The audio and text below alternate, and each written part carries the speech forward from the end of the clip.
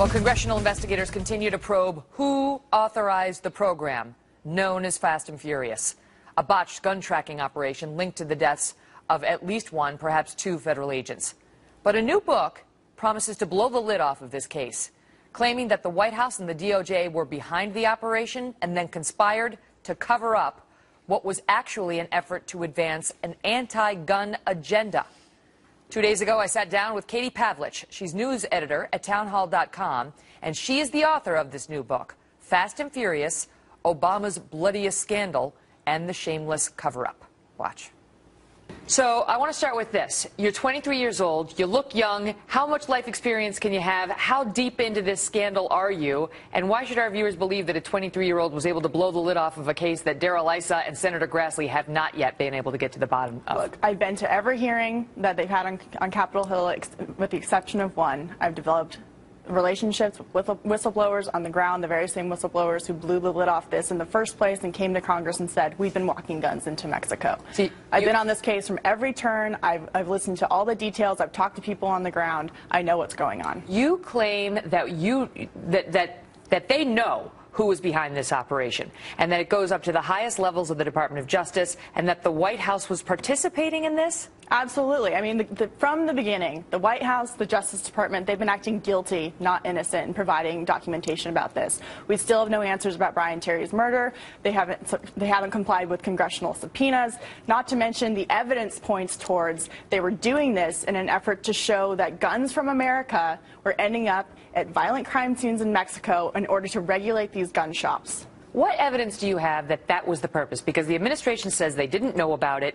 It was a local operation out of ATF in Phoenix, and once Eric Holder found out about it, he put a stop to it. What evidence do you have that it in fact was sanctioned, if not run and conceived of, at the DOJ and the White House? Well, there's emails, but more importantly, I have an interview in the book with an insider, ATF insider, saying, look, we set these gun shops up. There was an idea from the Justice Department to show and push this false narrative that mom-and-pop gun shops are deliberately selling to straw purchasers, and those straw purchasers are transferring those guns to the violent hands that are murdering people in Mexico in an effort to push more gun regulations. Now, what I do in the book is I go back to the Obama administration, the heads, Janet Napolitano, Eric Holder, Barack Obama.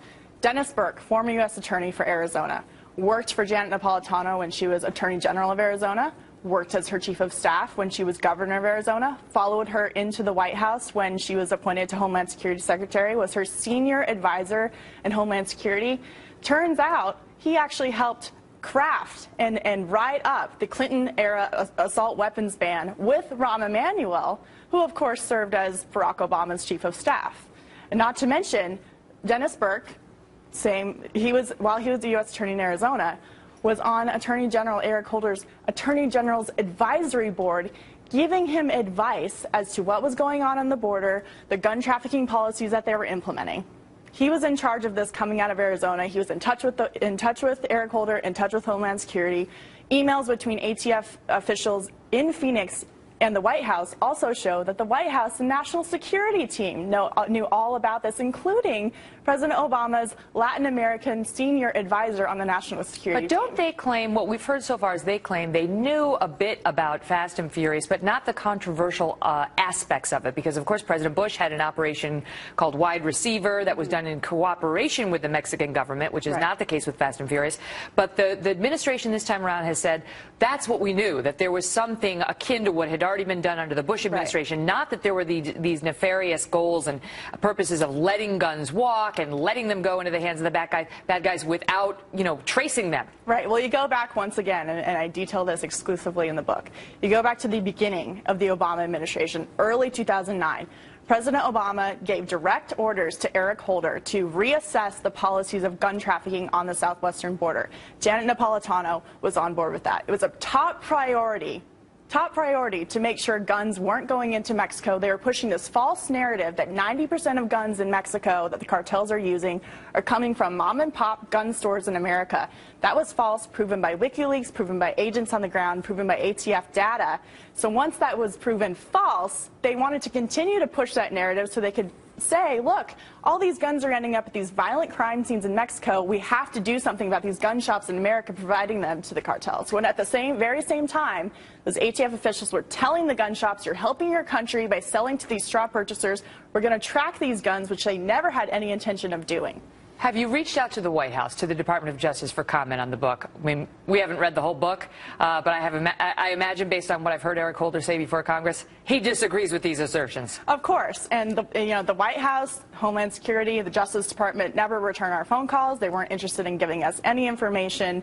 Always said they would get back to us. Never got back to me. So we tried, cover up from top to bottom. White House covering up, Homeland Security is covering it up, and the Justice Department is covering it up. Well, Darrell Issa and Senator Chuck Grassley continue to look into this and continue to look for answers that you say you have in this book. If our viewers want a preview of what Katie says she's found, you can see the book right there, Fast and Furious. Katie, all the best to you. Thank you so much. Thanks for being here.